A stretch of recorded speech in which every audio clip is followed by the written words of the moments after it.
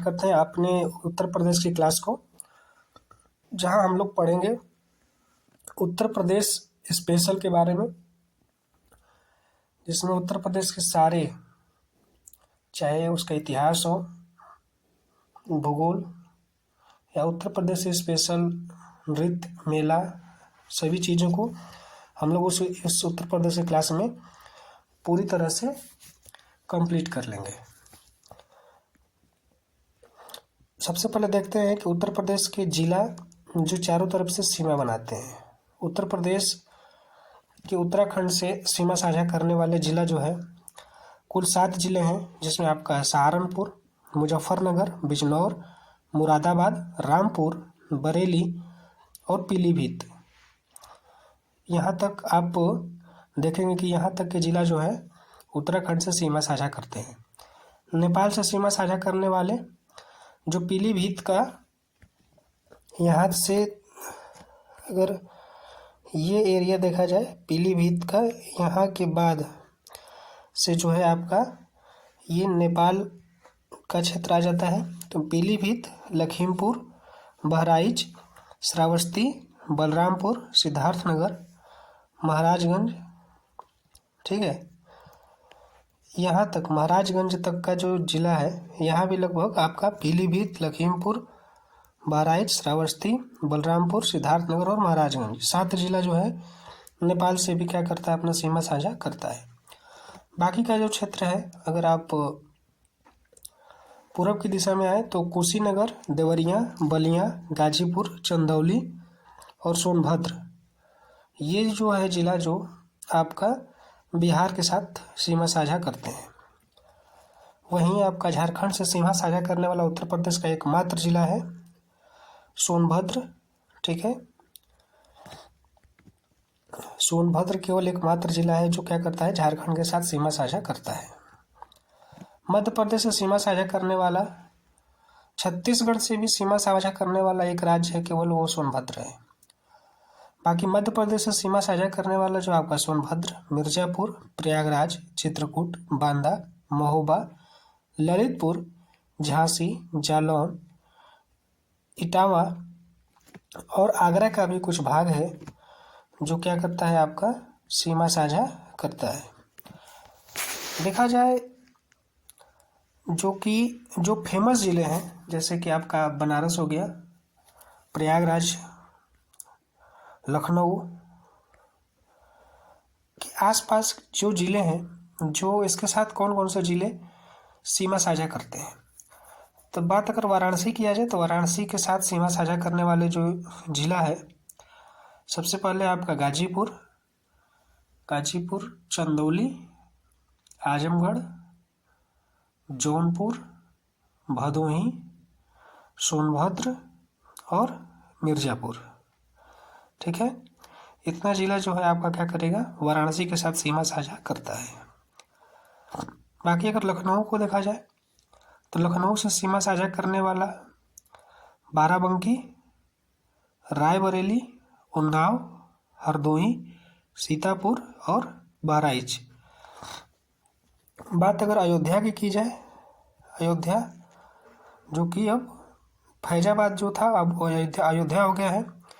अयोध्या के साथ सीमा साझा करने वाले जो हैं गोंडा, बस्ती, अंबेडकर नगर, सुल्तानपुर, अमेठी और बाराबंकी, ठीक है।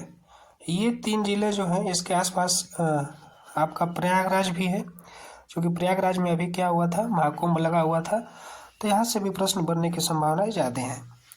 तो प्रयागराज एक ऐसा जिला है जो मध्य प्रदेश के साथ भी सीमा साझा करता है, और चित्रकूट, कौशाम्बी, प्रतापगढ़, जौनपुर, सिद्धार्थनगर या भदोही और मिर्ज़ापुर के साथ भी क्या करता है, सीमा साझा करता है। देखते हैं उत्तर प्रदेश के, और इसका राज्य प्रतीक क्या है। राज्य प्रतीक एक वृत्त में ऊपर धनुष, बीच में बहती गंगा यमुना नदियाँ और नीचे दाएं बाएं 2 मछलियाँ। इसे 1938 में क्या किया गया था, स्वीकार किया गया था, ठीक है। 1938 में स्वीकृति मिली थी। राज्य पशु बारहसिंगा, ठीक है। राज्य पशु जो है बारहसिंगा है। राज्य पक्षी आपका सारस क्रेन है। राजकीय वृक्ष अशोक, राजकीय पुष्प पलाश और राजकीय खेल जो है आपका हॉकी है। ठीक है। उत्तर प्रदेश का सामान्य परिचय को देखा जाए तो राजधानी इसकी लखनऊ है। राजधानी लखनऊ। गठन इसका 1 नवंबर 1956 को हुआ था। जिला जो है 75। स्मरणीय है कि उत्तर प्रदेश सरकार द्वारा कुंभ मेला क्षेत्र को प्रशासनिक सुविधा के लिए अस्थायी रूप से उत्तर प्रदेश का 76वां जिला घोषित किया गया था। ठीक है। विशेष क्षेत्र विकास प्राधिकरण इसके 5 हैं। आर्थिक संभाग क्षेत्र इसको 3 भागों में बांटा गया है, 4 भागों में। पश्चिमी आर्थिक क्षेत्र, मध्य आर्थिक क्षेत्र, बुंदेलखंड क्षेत्र और पूर्वी आर्थिक क्षेत्र। पश्चिमी आर्थिक क्षेत्र में कुल आपके 30 जिले, जो उत्तर प्रदेश के 30 पश्चिम जिले हैं वो आते हैं। मध्य आर्थिक क्षेत्र में आपके 10 जिले, बुंदेलखंड में 7 दक्षिणी जिले आते हैं, बाकी 28 जो है पूर्वी जिले पूर्वी आर्थिक क्षेत्र के अंतर्गत आते हैं। नगर निगम, अगर उत्तर प्रदेश में नगर निगम की बात किया जाए तो कुल 17 नगर निगम है, जिसे शाहजहांपुर सबसे नया नगर निगम बना है 2018 में। प्रशासनिक उपभाग जो है, प्रशासनिक प्रभाग 18 हुआ, जिसे मंडल कहते हैं। जनसंख्या है कि 19,98,12,341, जो कि भारत की कुल जनसंख्या का 16.5% है। क्षेत्रफल की दृष्टि से देखा जाए तो उत्तर प्रदेश आपका चौथे स्थान पे आता है। पहले स्थान पर राजस्थान, दूसरे पे मध्य प्रदेश, तीसरे पे महाराष्ट्र और चौथे पे उत्तर प्रदेश। राज्य का विभाजन का क्रम कह रहा है। राज्य का विभाजन जो है सबसे पहले जो है 9 नवंबर 2000 को किया गया, जिसमें से 13 जिले को अलग करके उत्तरांचल, जो वर्तमान में उत्तराखंड है, इसका गठन किया गया 9 नवंबर 2000 को। कितने जिले काट करके? 13 जिले काट करके। राज्य का नामकरण जो है उत्तर पश्चिम प्रांत जो है 1836 से, उत्तर पश्चिम आगरा और अवध प्रांत 1877 से। ठीक है। 1877 से आपका 1836 से ये क्या था? उत्तर पश्चिम प्रांत था। उत्तर पश्चिम आगरा और अवध प्रांत 1877 से। संयुक्त प्रांत आगरा और अवध को मिलाकर के 1902 से। संयुक्त प्रांत 1937 से। और जो उत्तर प्रदेश है 24 जनवरी 1950 से उत्तर प्रदेश का नामकरण हुआ है। बात अगर इसकी राजधानी की किया जाए तो इसकी राजधानी जो है 1936 में ये आगरा थी। प्रयागराज को 1858 में बनाया गया। लखनऊ आंशिक रूप से 1921 में बनी और पूर्णतः यह है 1935 में लखनऊ को उत्तर प्रदेश की राजधानी के रूप में नामित किया गया। राष्ट्रीय राजधानी क्षेत्र एनसीआर में उत्तर प्रदेश के जिले। राष्ट्रीय राजधानी क्षेत्र के अंतर्गत उत्तर प्रदेश के कुल 8 जिले आते हैं, जिसमें आपका मेरठ, गाजियाबाद, गौतम बुद्ध नगर, बुलंदशहर, हापुड़, बागपत, मुजफ्फरनगर और शामली शामिल हैं। कुल 8 जिले एनसीआर के अंतर्गत। उत्तर प्रदेश राज्य राजधानी क्षेत्र विकास प्राधिकरण SCRDA के में शामिल जो है कुल 6 जिले शामिल है, जिसमें आपका लखनऊ, हरदोई, सीतापुर, उन्नाव, रायबरेली और बाराबंकी 6 जिले। उत्तर प्रदेश के ऐसे मुख्यमंत्री जिन्हें भारत के प्रधानमंत्री बनने का गौरव प्राप्त हुआ है तो चौधरी चरण सिंह थे और विश्वनाथ प्रताप सिंह जी थे। उत्तर प्रदेश विधानसभा के ऐसे अध्यक्ष जो मुख्यमंत्री भी बने, श्री बनारसी दास और श्रीपति मिश्र जी। 18वीं विधानसभा के जो वर्तमान अध्यक्ष हैं वो कौन है? श्री सतीश महाना जी हैं। 18वीं विधानसभा महिलाओं की संख्या कितनी है? तो 49 है। ठीक है। 18वीं विधानसभा विपक्ष के नेता जो है समाजवादी पार्टी के वरिष्ठ नेता हैं श्री माता प्रसाद पांडे जी। ये उत्तर प्रदेश के विपक्ष के विधानसभा के नेता हैं। सर्वाधिक बार विधानसभा अध्यक्ष बने हैं श्री आत्माराम गोविंद खेर एवं केसरीनाथ त्रिपाठी जी, जो 3 बार इन्हें विधानसभा अध्यक्ष बनने का गौरव प्राप्त हुआ है। विधानसभा के कुल सदस्यों की संख्या की बात किया जाए तो उत्तर प्रदेश में कुल 403 और विधान परिषद में 100 सीटें हैं। पहली राज्य विधान परिषद विधानसभा का गठन जो हुआ है 1937 में हुआ, जुलाई 1937 में हुआ था। सर्वाधिक विधानसभा सीटों वाला जिला जो है प्रयागराज आपका 12 सीट के साथ, और सबसे कम विधानसभा सीटों वाला श्रावस्ती, महोबा, चित्रकूट, ये जो है 2-2 सीटों के साथ सबसे कम विधानसभा सीटों वाला जिला बन गया है। प्रदेश की पहले केंद्रीय जेल जो है बरेली में बनी थी। राज्य के प्रथम मुख्यमंत्री पंडित गोविंद वल्लभ पंत जी थे। राज्य के प्रथम उप मुख्यमंत्री चौधरी नारायण सिंह। राज्य और देश की पहली महिला मुख्यमंत्री जो है सुचेता कृपलानी, जो देश की भी हैं साथ साथ राज्य की भी हैं। राज्य की भी हैं, साथ साथ देश की भी जो पहली महिला मुख्यमंत्री हैं वो सुचेता कृपलानी जी हैं। राज्य में अब तक 2 महिला मुख्यमंत्री बनी हैं, जिसमें सुचेता कृपलानी व सुश्री मायावती जी शामिल हैं। वर्तमान मुख्यमंत्री आदरणीय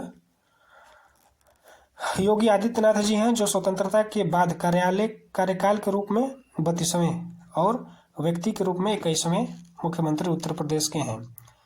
बात अगर कार्यकाल की जाए तो ये 32वें हैं, और ये अगर व्यक्ति के रूप में देखा जाए तो 21वें। सबसे कम उम्र के मुख्यमंत्री अखिलेश यादव, और उत्तर प्रदेश के मुख्यमंत्री जो देश के प्रधानमंत्री रहे चरण सिंह और विश्वनाथ प्रताप सिंह।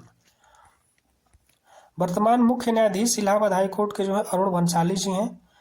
वर्तमान में 7वें लोकायुक्त कार्यालय श्री संजय मिश्र जी हैं। ठीक है। राज्य और देश की पहली महिला राज्यपाल सरोजिनी नायडू। भारत का पहला रात्रि वन्य जीव park Kukrail night safari park Lucknow. स्वतंत्रता के बाद राज्य विधानसभा के प्रथम अध्यक्ष जो है राजर्षि पुरुषोत्तम दास टंडन जी। स्वतंत्रता के बाद प्रथम विधानसभा परिषद चंद्रभाल। उत्तर प्रदेश इलाहाबाद उच्च न्यायालय के प्रथम मुख्य न्यायाधीश सर वाल्टर मॉर्गन। ये जो है इलाहाबाद उच्च न्यायालय के प्रथम मुख्य न्यायाधीश थे वाल्टर मॉर्गन। तेंदुलकर समिति के अनुसार गरीबी रेखा के नीचे निर्वासित जनसंख्या जो है 29.43% जो है गरीबी रेखा से नीचे जीवन यापन करने वाली संख्या है। वर्ष 2011 की जनगणना के अनुसार कार्य सहभागिता दर जो है 32.94%, और जिला केंद्रीय सहकारी बैंकों की संख्या जो उत्तर प्रदेश में है 50 हो गई है। उत्तर प्रदेश का उच्च न्यायालय जो है इलाहाबाद में है, इसकी स्थापना जो हुई थी 17 मार्च 1866 में हुई, और इसका एक खंडपीठ जो है आपका लखनऊ में भी बना है, जो 1986 में ही बना था। ठीक है। उच्च न्यायालय में न्यायाधीशों की स्वीकृति कितनी संख्या है तो 160 है।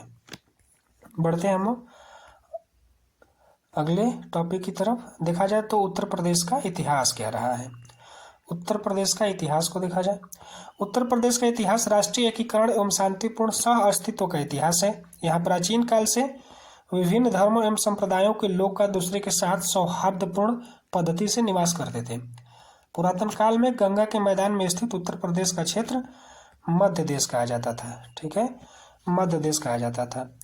उत्तर प्रदेश का नामकरण के बारे में मैं आपको बताया हूँ कि उत्तर प्रदेश को 1833 ईस्वी के अधिनियम के तहत 1834 ईस्वी में आगरा प्रेसिडेंसी का निर्माण कर इसे बंगाल प्रेसिडेंसी से अलग कर दिया गया था, और 1836 में इसका नाम बदलकर उत्तर पश्चिम प्रांत कर दिया गया। 1937 में इसका नाम संक्षिप्त करके संयुक्त प्रांत कर दिया गया, तथा 24 जनवरी 1950 को इसका नाम संयुक्त प्रांत के स्थान पर उत्तर प्रदेश कर दिया गया। 24 जनवरी 2018 को प्रथम उत्तर प्रदेश दिवस मनाया गया है। ठीक है। प्राचीन काल में उत्तर प्रदेश से जुड़े कुछ प्रमुख तथ्य क्या क्या हैं। उत्तर प्रदेश में पूरा पाषाण कालीन साक्ष्य मिले हैं। कहाँ कहाँ साक्ष्य मिले हैं तो आपके प्रयागराज के बेलन घाटी में, सोनभद्र जिले के सिंगरौली घाटी में, और चंदौली जिले के चकिया तहसील से।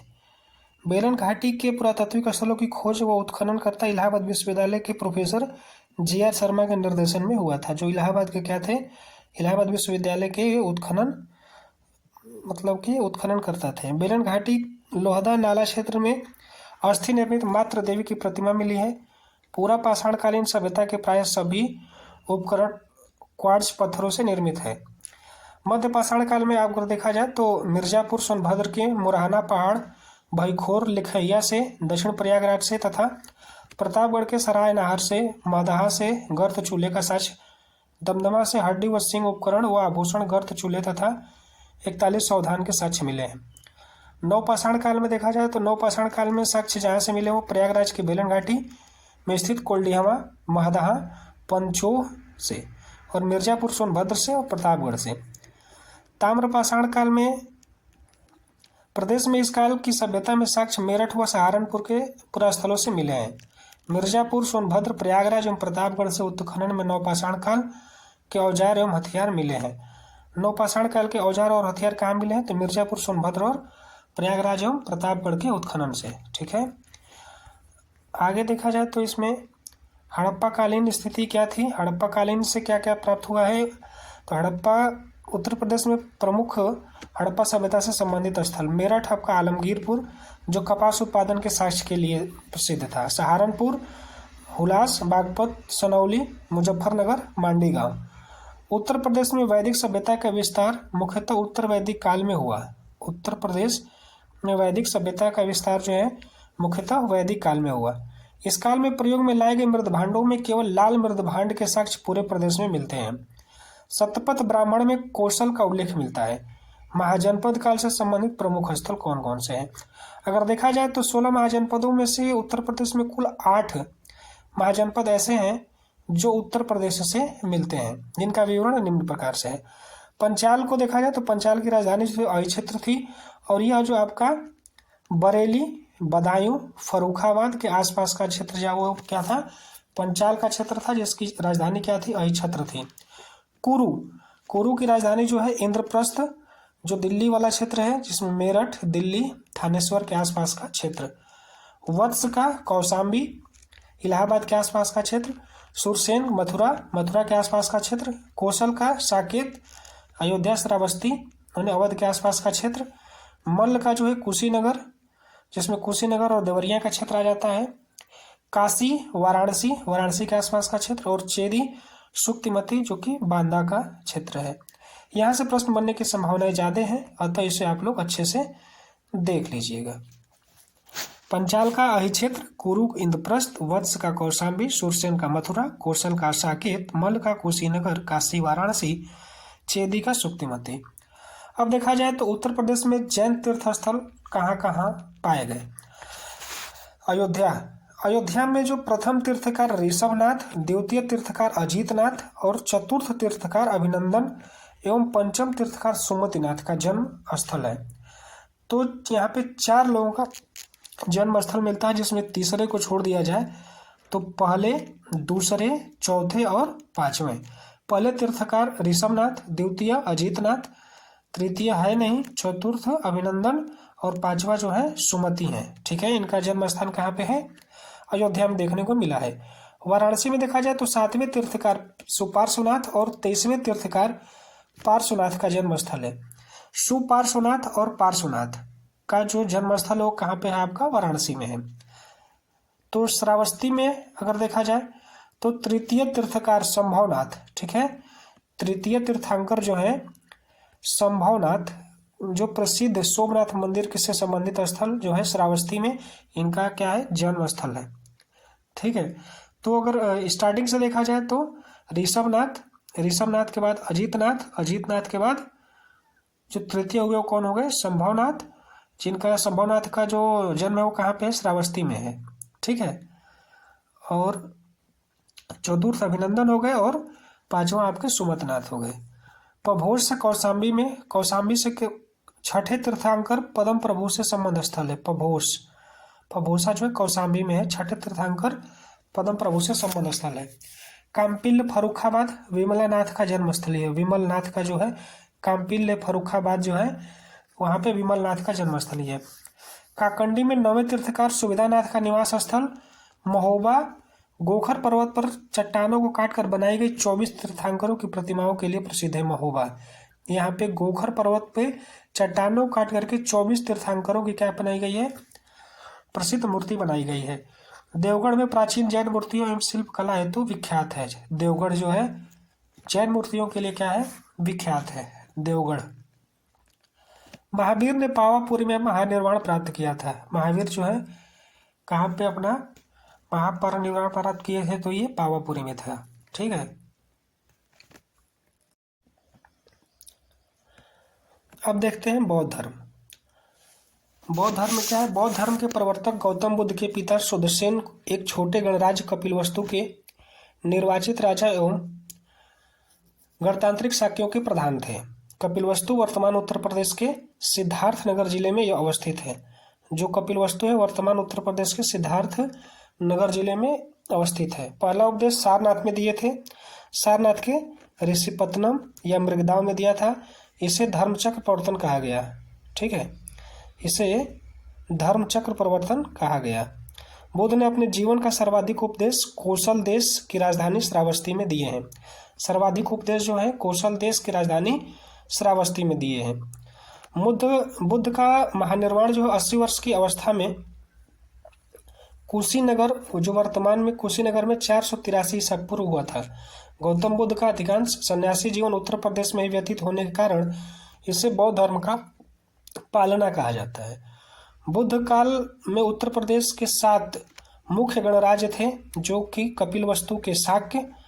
बुद्ध काल में उत्तर प्रदेश 7 मुख्य गणराज्य थे। पहला कपिलवस्तु के शाक्य, दूसरा सुमसुमार पर्वत चुनार के भग चुनार के जो थे भग थे, केलपत्तू के कालम, रामग्राम के कौलिया, कुशीनगर के मल, पावा के मल तथा पिपलीवन के मेरिया।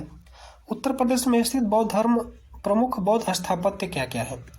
जेतन विहार, जो कि आपका श्रावस्ती में है। विश्व शांति घाटी, ये भी आपकी श्रावस्ती में, इसकी स्थापना जापान की सहायता से की गई है।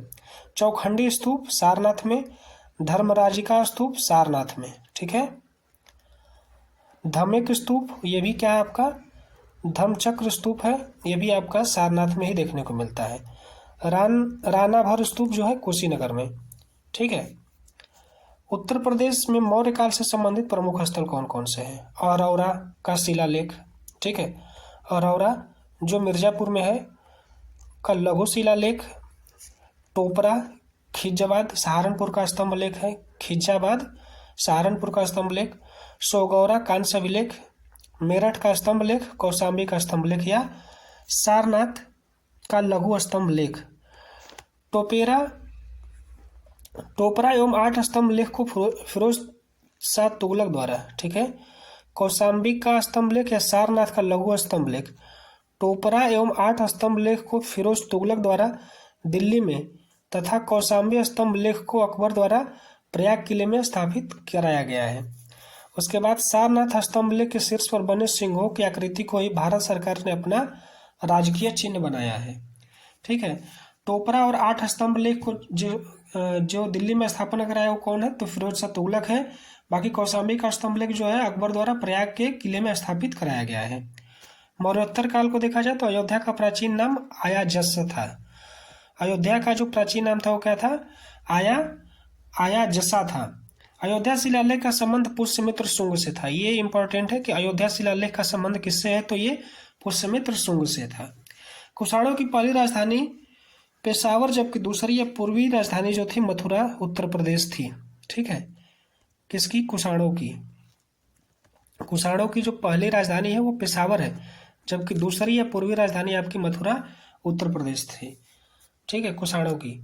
उत्तर प्रदेश में गुप्त काल से संबंधित प्रमुख स्थल के बारे में बात कर लिया जाए। प्रमुख संबंधित जो प्रमुख तथ्य हैं, गुप्त शासक समुद्रगुप्त ने भारत का नेपोलियन के द्वारा, गुप्त शासक समुद्रगुप्त जिससे भारत का नेपोलियन भी कहते हैं, किए गए उत्तरापथ व दक्षिणापथ के अभियानों का उल्लेख प्रयाग प्रशस्ति में मिलता है। उत्तरापथ 12 राज्यों में से 4 उत्तर प्रदेश में अवस्थित है। उत्तरापथ के 12 राज्यों में से 4 उत्तर प्रदेश में अवस्थित है। भीतरी अभिलेख गाजीपुर में पुष्यमित्र तथा होड़ों के साथ स्कंदगुप्त के युद्ध का वर्णन है। जो गाजीपुर में जो भीतरी स्तंभ लेख है जो किससे संबंधित है? स्कंदगुप्त से संबंधित है। उसमें पुष्यमित्रों तथा होड़ों के साथ स्कंदगुप्त के युद्ध का वर्णन है। गढ़वा प्रयागराज में कुमारगुप्त के 2 शिलालेख, गढ़वा जो है गढ़वा प्रयागराज में कुमारगुप्त के 2 शिलालेख तथा स्कंदगुप्त का 1 शिलालेख मिलता है, ठीक है। वहीं अगर बात कर लिया जाए कि मंदिर कला का विकास गुप्त काल में ही हुआ था, ठीक है। मंदिर कला का विकास जो है गुप्त काल में हुआ। उत्तर प्रदेश के भीतर गांव कानपुर, भीतरी गाजीपुर, देवगढ़, झांसी से मंदिरों के अवशेष मिले हैं। भारत के शिखर युक्त मंदिर का निर्माण पहला उदाहरण जो है देवगढ़ का दशावतार मंदिर जो झांसी में है। यह गुप्तकालीन मंदिर है। अन्य मंदिरों में केवल मंडप होता था, इसके विपरीत इस मंदिर में 4 मंडप हैं। भीतर गांव जो कानपुर में है, इससे ईंट पत्थर बने गुप्तकालीन मंदिर के अवशेष मिले हैं। यह शिखर युक्त है। यह मंदिर चंद्रगुप्त द्वितीय विक्रमादित्य के काल में बनाया गया था। उत्तर प्रदेश में गुप्तोत्तर काल से संबंधित प्रमुख तथ्य क्या क्या है? वर्धन वंशी सम्राट हर्षवर्धन प्रति 5वें वर्ष प्रयाग में महामोक्ष परिषद आयोजित करता था। महामोक्ष परिषद कौन करता था? तो वर्धन वंशी सम्राट हर्षवर्धन प्रति 5वें वर्ष प्रयाग में महामोक्ष परिषद आयोजित करता था। बांसखेड़ा अभिलेख में हर्ष की वंशावली, प्रशासनिक संरचना तथा सैनिक अभियानों का वर्णन मिलता है। बांसखेड़ा अभिलेख में हर्ष की वंशावली, तो हर्ष की वंशावली का अगर उल्लेख देखने को मिलता है तो वो कहाँ मिलता है? बांसखेड़ा में। ठीक है।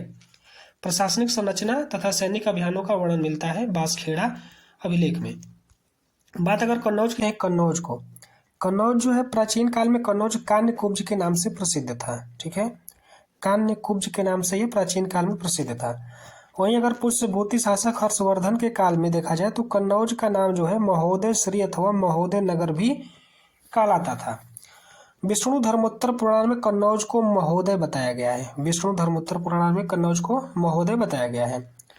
कन्नौज पर आधिपत्य के लिए जो है गुर्जार, प्रतिहार, पाल एवं राष्ट्रकूटों के मध्य जो है त्रिकोणीय संघर्ष हुआ। किसके किसके बीच हुआ था?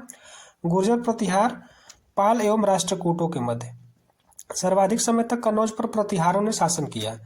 वहीं 1018 में महमूद गजनवी ने कन्नौज पर आक्रमण किया था। प्रतिहार के बाद जो है उत्तर प्रदेश में 2 नए राजवंश जन्मे। पहला महोबा के चंदेल थे और दूसरा कन्नौज के बनारस के गढ़वाल थे। गढ़वाल नरेश जो गोविंद चंद्र की पत्नी कुमार देवी थी, वो सारनाथ के जिले में, सारनाथ में चक्र विहार बनवाया था, धर्म चक्र विहार बनवाया था। मथुरा जो कि बहुत ही फेमस प्रसिद्ध नगरी थी, वहाँ पे साटक वस्त्र निर्माण केंद्र की प्रमुख नगरी थी और श्वेतांबर जैन मत का केंद्र भी रही। बौद्ध मत के जो सर्वास्तिवादी विचारधारा जो है, यहीं से इसका उद्भव हुआ था। मथुरा कला शैली में बुद्ध की पहली मूर्ति का निर्माण हुआ था। ठीक है, पहली मूर्ति कला का निर्माण जो है बुद्ध की, वो मथुरा कला शैली के अंतर्गत हुआ था। वहीं 1831 में महोबा ने चंदेल को अपनी राजधानी स्थापित की। चंदेल के राज्य जो थे जेजाक भुक्ति या जोजती के नाम से चर्चित थे। इसके बाद उत्तर प्रदेश में सल्तनत की बात किया जाए तो सल्तनत काल में 1202 में जो है कुतुबुद्दीन ऐबक ने परमार्दिदेव को कालिंजर के युद्ध में पराजित किया था। और सल्तनत काल में जो बदायूं जो प्रमुख एकता थी, सुल्तान बनने से पहले इल्तुतमिश बदायूं के सूबेदार थे। सल्तनत काल में जो कड़ा जो प्रयागराज के निकट गंगा के तट पर महत्वपूर्ण एकता था, यहाँ पे सुल्तान जलालुद्दीन खिलजी के समय कड़ा का सूबेदार अलाउद्दीन खिलजी था और अलाउद्दीन खिलजी ने 1296 ईस्वी में अपना देवगिरी अभियान यहीं से क्या किया था? प्रारंभ किया था। ठीक है, तथा 1296 में जब अलाउद्दीन देवगिरी की विजय प्राप्त करके वापस आता है तो जब कड़ा वो पहुंचता है तो कड़ा आप वहाँ पे अपने चाचा जलालुद्दीन से मिलता है और वहीं पे क्या करता है? जलालुद्दीन की क्या करता है? हत्या करवा देता है। फिरोज तुगलक ने उत्तर प्रदेश में 2 नए नगर बनवाते हैं, पहला फिरोजाबाद और दूसरा जौनपुर। जौनपुर जो है वो 1358 में इसकी स्थापना करते हैं फिरोज शाह तुगलक, जो मोहम्मद बिन तुगलक उर्फ जौना खां की स्मृति में बनवाता है। जौनपुर के सरकी साम्राज्य की स्थापना जो है मलिक सरवर ख्वाजा जहां ने की थी। सिकंदर लोदी ने 1504 में आगरा शहर की नींव डाली और आगरा में क्या करता है? अपनी राजधानी बनाता है।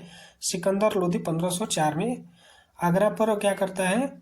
आगरा नगर का नींव डालता है और वहीं अपनी राजधानी बनाता है। जौनपुर को शिक्षा, संस्कृति, कला व व्यापार का प्रमुख केंद्र बन जाने से उसे सिराजे हिंद, जिसे पूर्व का सिराज कहा जाने लगा। कारण क्या था कि यहाँ पे शिक्षा, संस्कृति, कला एवं व्यापार का क्या था? यह जौनपुर प्रमुख केंद्र बन चुका था।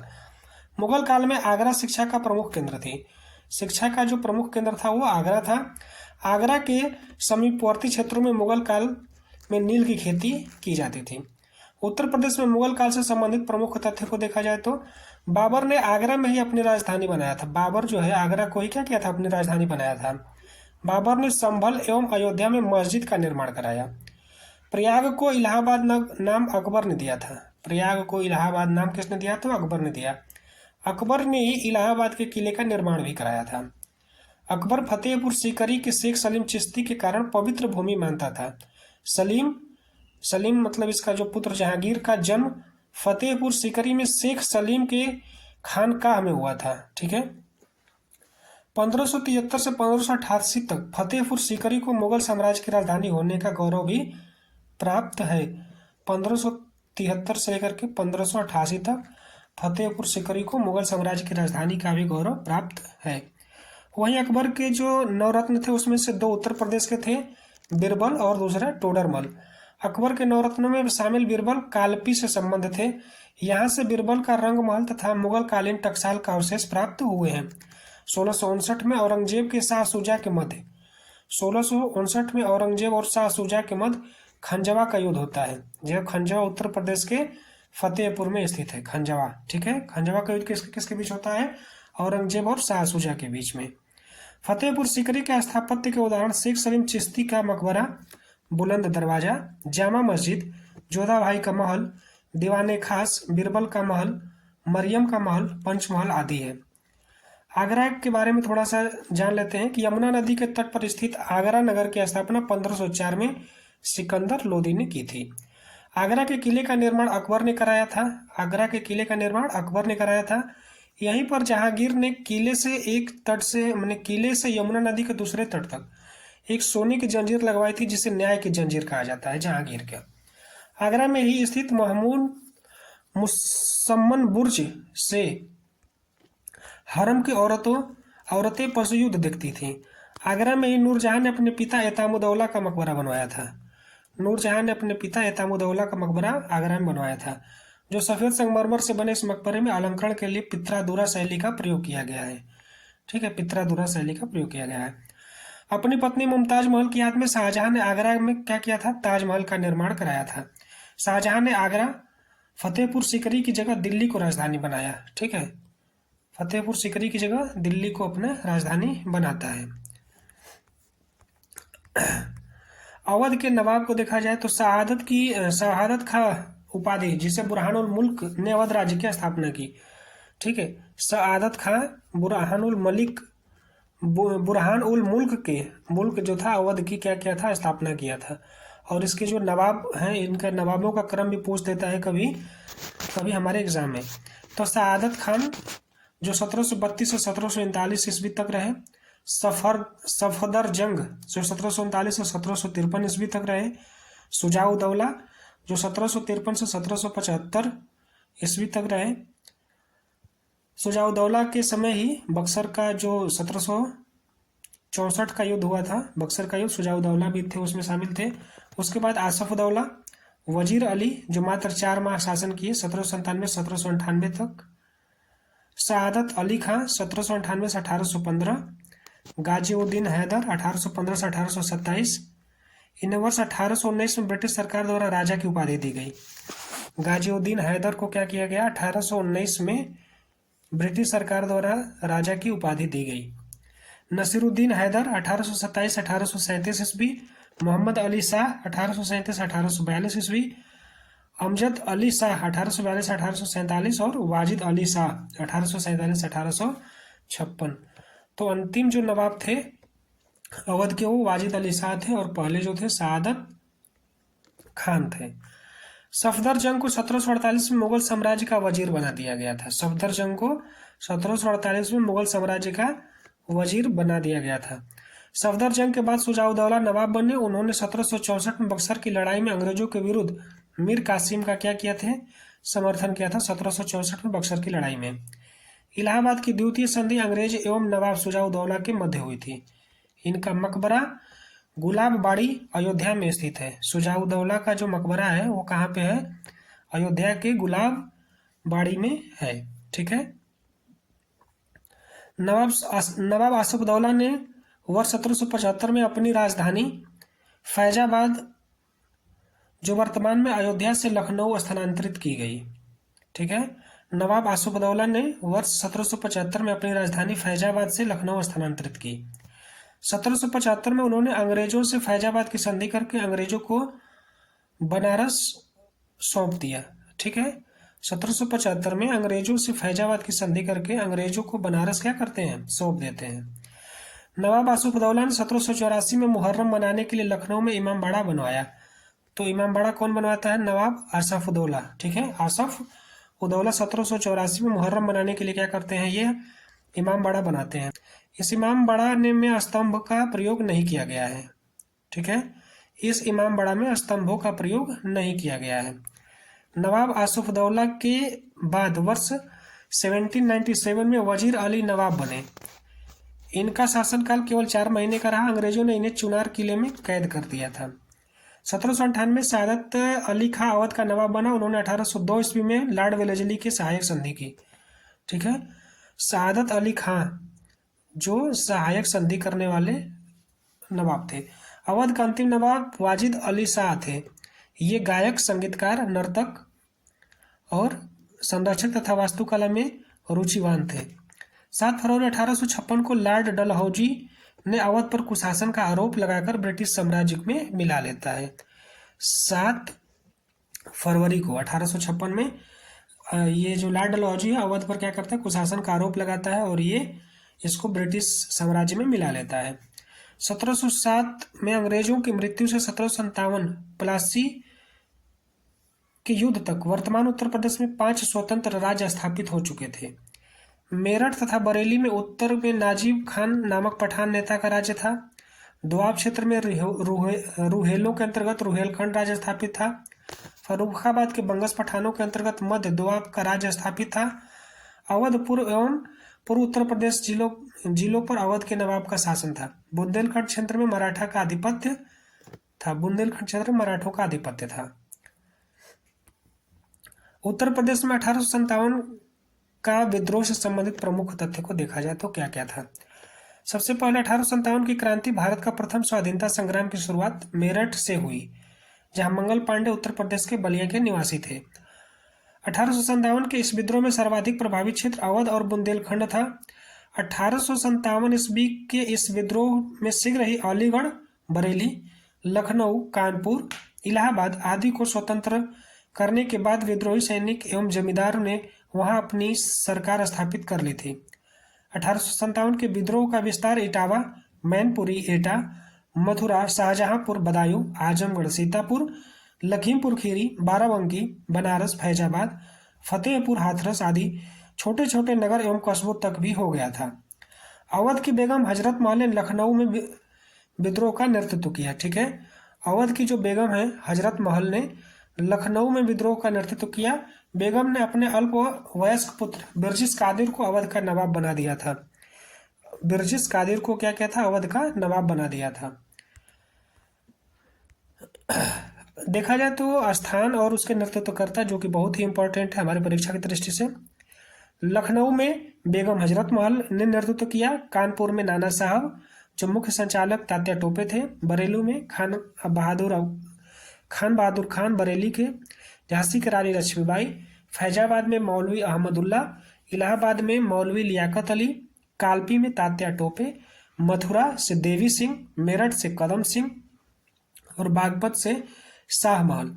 ये हमारे क्या थे, 1857 के क्रांति के नेतृत्व करता थे जो अलग अलग जगहों पे नेतृत्व किए। झांसी में 1857 की क्रांति का नेतृत्व रानी लक्ष्मीबाई ने किया था। इनका बचपन का नाम मनु था। रानी लक्ष्मीबाई की वीरता पर मुग्ध होकर जनरल हिरोज ने कहा कि विद्रोहियों में यदि कोई मर्द था तो वह रानी थी। 5 जून 1857 को नाना साहब को बिठूर के पेशवा घोषित किया गया। अजीजन बेगम का जन्म लखनऊ में हुआ। दुर्भाग्यवश वे उस समय की मशहूर तवायफ उमराव जान अदा के साथ कानपुर में नाचने गाने का काम करने लगी थी। अजीजन बेगम 1 नवंबर 1858 को इलाहाबाद में लॉर्ड कैनिंग ने महारानी विक्टोरिया का घोषणा पत्र पढ़कर सुनाया। 1858 में दिल्ली डिवीजन को उत्तर पश्चिमी प्रदेश से अलग कर दिया गया तथा प्रदेश की राजधानी को आगरा से इलाहाबाद स्थानांतरित कर दी गई। उत्तर प्रदेश में 1947 तक संपन्न कांग्रेस अधिवेशन। 1947 तक देखा जाए तो उत्तर प्रदेश में कुल 9 कांग्रेस अधिवेशन हुए। 1888 में इलाहाबाद का जॉर्ज यूले जिसके अध्यक्ष थे। 1892 ये भी इलाहाबाद WC बनर्जी। 1899 में लखनऊ रोमेश चंद्र बनर्जी। 1905 बनारस में गोपाल कृष्ण गोखले। 1910 इलाहाबाद में विलियम वेडरबर्न। 1916 लखनऊ अंबिका चरण मजूमदार और 1925 कानपुर में सरोजनी नायडू। कुल देखा जाए तो 9 पूरे जो कांग्रेस अधिवेशन थे 9 उत्तर प्रदेश में हुए थे। ठीक है, 1936 में लखनऊ, 1936 के लखनऊ के जवाहरलाल नेहरू और 1946 मेरठ के JB कृपलानी। भारतीय राष्ट्रीय कांग्रेस उत्तर प्रदेश में सर्वाधिक 3 बार अधिवेशन इलाहाबाद एवं लखनऊ में हुए। सबसे ज़्यादा जो है 3-3 बार जो है लखनऊ और इलाहाबाद में हुए हैं। वर्ष 1916 में कांग्रेस और मुस्लिम लीग के अधिवेशन एक साथ लखनऊ में संपन्न हुआ था। इसी सम्मेलन में प्रसिद्ध कांग्रेस लीग समझौता हुआ था। कांग्रेस के इस अधिवेशन की अध्यक्षता अंबिका चरण मजूमदार ने की थी। 1916 जो कांग्रेस और मुस्लिम लीग के जो दोनों का संयुक्त अधिवेशन हुआ था। उत्तर प्रदेश का तत्कालिक नाम संयुक्त प्रांत कांग्रेस कमेटी का प्रथम सम्मेलन 1908 में पंडित मोतीलाल नेहरू की अध्यक्षता में हुआ था। अक्टूबर 1920 में उत्तर प्रदेश कांग्रेस का प्रांतीय सम्मेलन डॉक्टर भगवान दास की अध्यक्षता में मुरादाबाद में आयोजित किया गया था। भारतीय राष्ट्रीय आंदोलन में घटित उत्तर प्रदेश से संबंधित प्रमुख घटनाएं। भारतेंदु हरिश्चंद्र ने अपनी पत्रिका कवि वचन सुधा में स्वदेशी आंदोलन का समर्थन किया। विदेशी शासन के खिलाफ जिहाद का नारा देने के उद्देश्य से 1866 ईस्वी में मोहम्मद कासिम ननौतवी एवं रशीद अहमद गंगोही ने देवबंद में इस्लाम मदरसे की स्थापना की। ठीक है, मोहम्मद कासिम ननौतवी और रशीद अहमद गंगोही ने देवबंद उत्तर प्रदेश में क्या करते हैं 1866 में इस्लामी मदरसे की स्थापना करते हैं। अलीगढ़ में सर सैयद अहमद खान द्वारा 1875 में स्थापित मोहम्मदन एंग्लो ओरिएंटल कॉलेज का वर्तमान नाम अलीगढ़ मुस्लिम यूनिवर्सिटी है, जिसकी स्थापना सर सैयद अहमद खान ने 1875 में किया था। सर सैयद अहमद खान ने मुसलमानों की स्थिति को सुधारने के लिए अलीगढ़ आंदोलन चलाया था।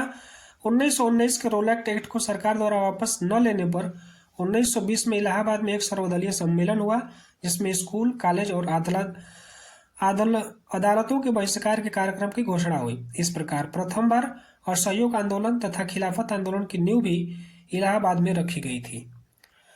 अक्टूबर 1920 के मुरादाबाद में कांग्रेस के प्रांतीय सम्मेलन में गांधी जी के असहयोग आंदोलन के प्रस्ताव को स्वीकार किया गया, और जिसकी अध्यक्षता कौन किया था, इसका जवाब आप लोग कमेंट बॉक्स में जरूर दीजिएगा। 1920 का जो मुरादाबाद में कांग्रेस का जो सम्मेलन हुआ था, जिसमें असहयोग आंदोलन को प्रस्ताव को पारित कर दिया गया, उसकी अध्यक्षता किसने किया था।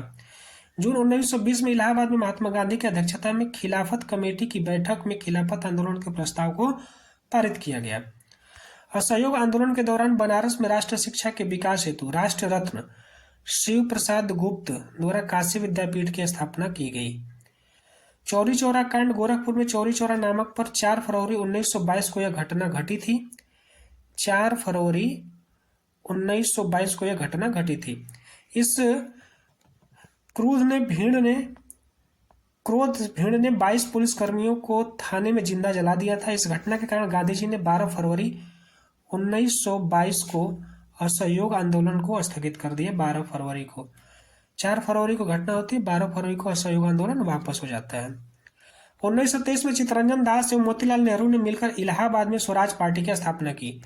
ये बहुत ही इंपॉर्टेंट है कि ये स्वराज पार्टी की स्थापना इलाहाबाद में होती है, जो 1923 में चित्तरंजन दास एवं मोतीलाल नेहरू द्वारा किए जाते हैं। इसका जो प्रथम अध्यक्ष CR दास तथा महासचिव मोतीलाल नेहरू बने।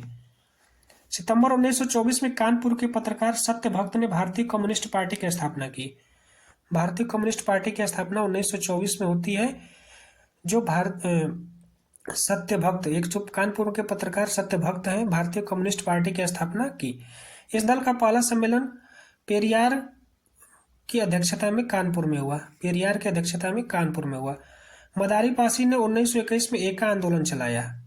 एका आंदोलन लखनऊ, मलिहाबाद, हरदोई, उन्नाव, फतेहपुर तथा फर्रुखाबाद तक फैला हुआ था। इस आंदोलन के तहत जमींदारों के शोषण का विरोध किया गया।